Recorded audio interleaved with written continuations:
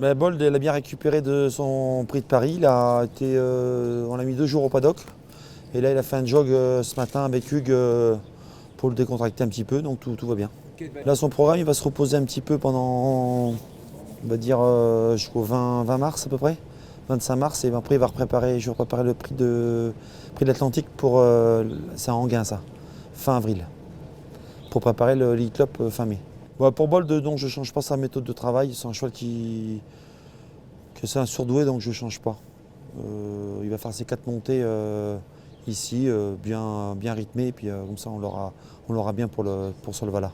Mais il m'a étonné, oui, parce que le cheval a pris de la force. Je trouve qu'il est plus puissant qu'avant. Maintenant, on a changé sa façon de le driver. On va cacher derrière.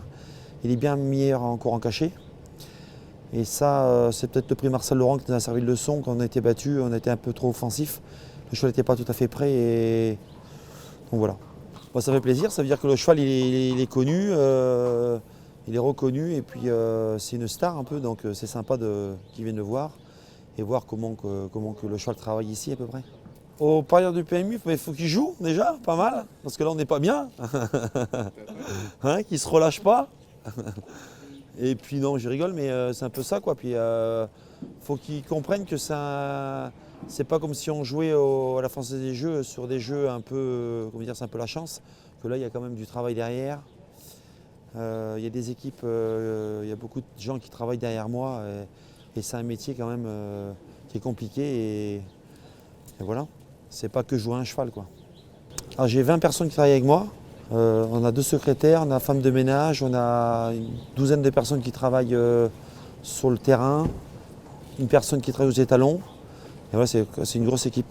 J'ai 100 chevaux d'entraînement. Voilà, donc il y a une cinquantaine de chevaux ici qui courent. Et après on a 2 établissements encore qui sont à 7-8 km d'ici.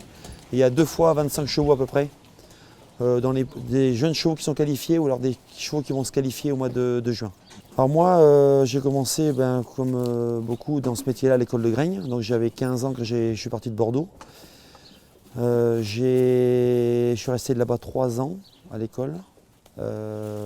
J'avais un patron en 2e année, parce que première année c'était que l'école.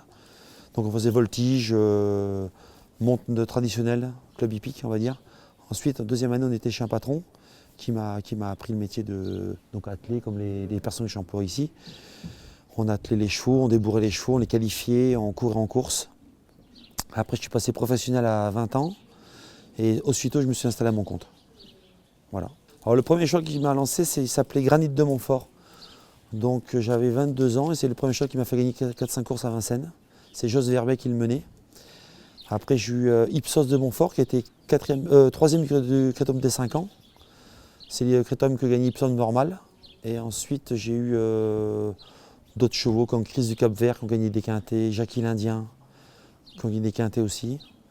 Et après, le premier grand cheval qui m'a fait connaître, c'est Prince d'Espace. Il y a une douzaine d'années qui a gagné plein de courses ici.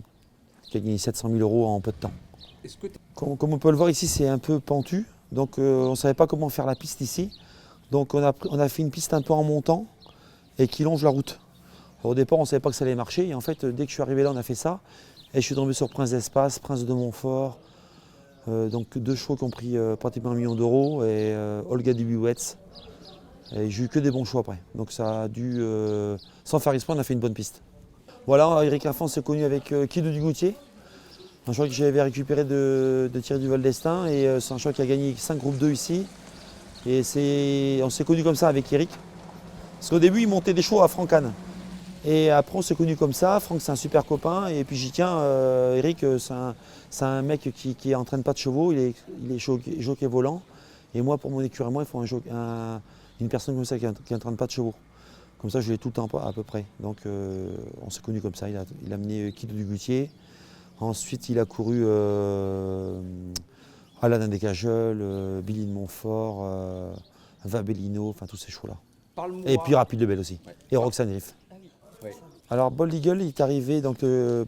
Pilarski l'ont acheté avec M. Bernereau, les frères Bernereau, le père. Jean-Étienne Dubois a gardé 20% du cheval.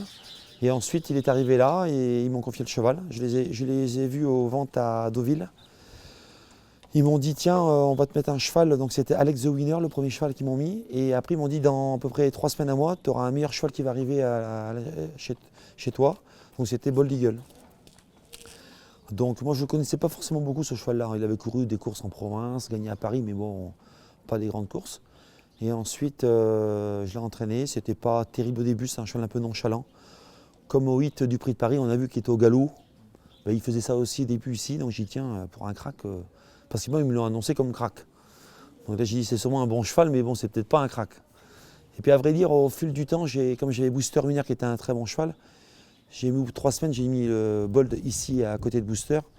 Et là, au bout de 2-3 boulots, j'ai déposé Booster Winner, donc j'ai dit c'est bon signe. Là c'est un cheval quand même qui montre de la qualité. Et au fil des travails, il s'avère que c'est un super cheval. Le crack que j'ai vu, c'était quand on a gagné le Criterium des 3 ans. Criterium des 3 ans, le cheval il est parti un peu à l'amble, hop, il n'est pas au galop, mais presque. Dernier du peloton, il s'est mis en 3e épaisseur devant les tribunes, 3e épaisseur en pleine. Il s'est rabattu 2 nez au vent début de montée. Après, il a pris la tête en haut de la montée et après, il a gagné de 2-3 longueurs. Et il faisait le tour de piste, je crois 11 à 3 ans, je dis c'est un phénomène. Mais il est jeune, avec 6 ans, mais il a quand même bien travaillé déjà. Ouais. Donc après, bon, on ne peut pas dire qu'il est tout neuf, hein, mais il a quand même fait des kilomètres. Mais c'est un cheval, je pense qu'il a pris la puissance et je pense qu'il peut encore gagner encore un prix d'Amérique ou deux et faire un peu prendre beaucoup d'argent encore. En Boiler Love, d'ailleurs, il est là, il mange. Ouais. Le cheval était un peu moins bien cet hiver. On aurait pu gagner le prix Ténor de Bonne, mais il était un peu gêné. Et puis après, on a été distancé un coup deux, un peu pas trop de chance. Donc, le cheval, on l'a arrêté un petit peu, il a un peu mal au dos.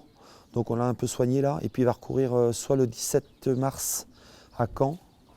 Et on va sûrement préparer le prix d'Atlantique, ces courses-là, au prix Kerjak. Il a plein de courses à courir. Donc, mais bon, tout va bien, il n'est pas non plus. Il n'est pas boiteux, mais il est peut-être un peu fatigué. Ouais, Car Williams, c'est peut-être le meilleur cheval avec Bolero Love derrière Bold à la maison. C'est un cheval qu'on ne connaît pas trop ses limites, c'est un cheval très très dur à l'effort. C'est un vrai cheval de prix de Paris, à mon avis, un jour. Et je pense qu'on peut le voir au prix d'Amérique l'année prochaine. Alors Billy Montfort, je l'ai arrêté pour cet hiver parce que les jument étaient un peu fatigués. Elle a fait une super année. Et donc je la prépare pour les courses piste plate. Donc elle va faire Caen, prix d'Atlantique aussi peut-être, le prix des Ducs de Normandie, ces courses-là. Alors parmi la relève, il y en a 2, c'est QPRJ, lauréat du Criterium des Jeunes, et Ridan qui malheureusement est accidenté, c'est ça? Ouais, il a eu une fêlure d'un canon, mais pas méchant, juste entre le canon et le genou. Il a dû prendre un coup dans le box, on ne sait pas, ça a fait un petit hématome. Et donc là, tout rentre dans l'ordre et il fallait faire 1 mois de boxe pour que la fêlure se consolide. Et puis voilà. Il n'était pas boiteux, mais c'était pas net. Donc voilà, c'est un petit incident, ça peut arriver. Et QPRJ? Et QPRJ, c'est un top cheval. Il a un cheval, en fait, on ne pouvait pas courir le Criterium des Jeunes. Ce cheval-là, je voulais l'économiser. Et puis en fait, comme Eridan était sur la touche, on l'a sorti plutôt que prévu. Et puis là, il a répondu présent, c'est un cheval très dur. Donc c'est un bon poulain et je pense qu'on n'a pas tout vu encore. Et QPRJ, c'est un super cheval. Après, on peut dire que c'est des super cracks, mais c'est des super bons chevaux. Eridan, on a vu que c'était un cheval qui avait beaucoup de vitesse. Après, derrière, j'ai un cheval comme Excel d'Amour qui avait bien gagné à Vire, un cheval qui manque de force, mais qui a un beau potentiel. Et puis c'est déjà pas mal. Voilà. Bah, entre le champion et le surdoué c'est que déjà il gagne tout le temps. Et puis on voit qu'il a plus de vitesse que les autres chevaux. Voilà, il est déjà maniable, il peut aller devant, il peut aller cacher, il peut être de nouveau au vent. Et il a toujours la même accélération pour finir. Donc ça s'appelle des surdoués, quoi. Il y a des chevaux qui sont très bons, mais il faut le parcours. Que lui, il n'a pas besoin de ça. Enfin, il nous faut le parcours, oui, maintenant un petit peu, mais même si un jour on est mal pris, on va devant, on va gagner pareil. Donc ça, c'est super. J'ai drivé une fois cette année, j'ai gagné. Mais je drive un peu moins parce qu'il y a des super drivers. Et puis, je fais plaisir aussi à mes gars qui travaillent ici. Donc je donne un peu ma place, quoi, on va dire. Mais bon, ça ne me dérange pas de driver de temps en temps, mais c'est pas une fixation. Alors Bold Eagle, c'est Nivar qui le mène parce qu'à l'époque, il y avait Eric, il y avait Booster Winner et puis Billy Montfort qui étaient en des top chevaux. Et puis il nous fallait un driver attitré vraiment. Donc voilà, maintenant on aurait su que le cheval était vraiment de ce niveau-là au début. Peut-être que j'aurais mis Eric, mais bon, ça s'est fait comme ça, quoi. Puis bon, après, Franck, il avait plus Ready Cash. On s'est aperçu, comme les propriétaires m'ont dit, tiens, c'est un Ready Cash, un cheval un petit peu nerveux. Franck est habitué avec Ready Cash, voilà, c'est fait comme ça. Je voulais dire quand même, je me souviens, Ready Cash, il faisait quand il faisait le défilé, il le faisait défiler, il le re-rentrait. Ouais. Pour pas qu'il Il est monte plus en en pression. pure Bah nous, on aurait pu le faire au Prix d'Amérique parce qu'on est resté 8 minutes, 9 minutes en piste. Ouais. D'habitude, on reste 6 minutes. On aurait pu rentrer. C'était un peu, Parce que le défilé était un peu trop tôt et puis voilà. Mais c'est un cheval qui est beaucoup plus complet, je trouve, que Ready Cash. À se détendre un peu à la fin puis à tomber un peu léger que lui ne le fait pas. Ouais, Donc voilà, c'est un cheval qui est vraiment plus... Et moi, c'est j'ai pas une une autre chose. question, c'est est-ce qu'un jour on verra Bold au monté? Non, jamais. Il n'a pas les allures et puis hors de question, c'est pas... C'est pas... On peut Mais les- justement, comment ça se Ça décide, se- comment ça se sent? Ça se sent parce que le cheval il était en bleur déjà un petit peu et puis ça se voit dans ses allures qu'il pourrait peut-être aller monter mais ça ne sert à rien de le monter déjà à ce niveau. Des chevaux comme ça on ne les monte pas. D'accord. C'est pas nécessaire. Tu le préfères sur quelle distance? Je le préfère sur de 2100 à 2007. Voilà, sur la distance. Après on voit 4000 mètres, il le fait mais enfin bon, il le fait super bien parce que si on enlève Briard d'Arc dans le Prix de Paris, les autres sont à 15 mètres. Si on enlève Bélina Josselin dans le Prix d'Amérique, les autres sont à 15-20 mètres. Et dans le Prix de France, si on enlève Timoko, les autres sont pareil à 20 mètres. Donc je pense qu'il fait toutes les distances. Tant qu'il a un dos, il suit toutes les distances. Qu'est-ce que tu aurais à dire à des gens Qui ne sont jamais venus aux courses, venez aux courses, c'est un super spectacle, surtout à Vincennes. Voir venir Bold Eagle, c'est vraiment avec tous les gens qui le voient courir, voilà, même ceux qui ne connaissent pas les courses, j'ai des copains qui ne connaissent pas les courses, qui me connaissent maintenant et qui sont mis à regarder les courses avec Bold Eagle et ils tapent du pied chez eux, il y a un truc qui se passe quoi. Et donc là, par rapport à ça, ça ne s'explique pas, on a l'épaule qui se dresse et puis voilà. Il y a même, je prends un exemple, j'étais à Cagnes-sur-Mer et il y avait Charlène de Monaco qui était là pour une association. Elle n'était jamais venue aux courses. Et à Cagnes-sur-Mer, elle a joué un cheval parce que bon, voilà, on était ensemble. Et elle a commencé à taper du pied et à donner de la voix. Parce que les courses de chevaux, c'est ça. C'est mieux qu'un match de foot. Enfin, je veux dire, c'est plus intense. Donc, il faut que les gens viennent aux courses et voilà. Alors, peut-être qu'on a une mauvaise image à l'époque des courses de chevaux, mais maintenant je trouve que c'est un sport à part entière et puis les gens sont sympas,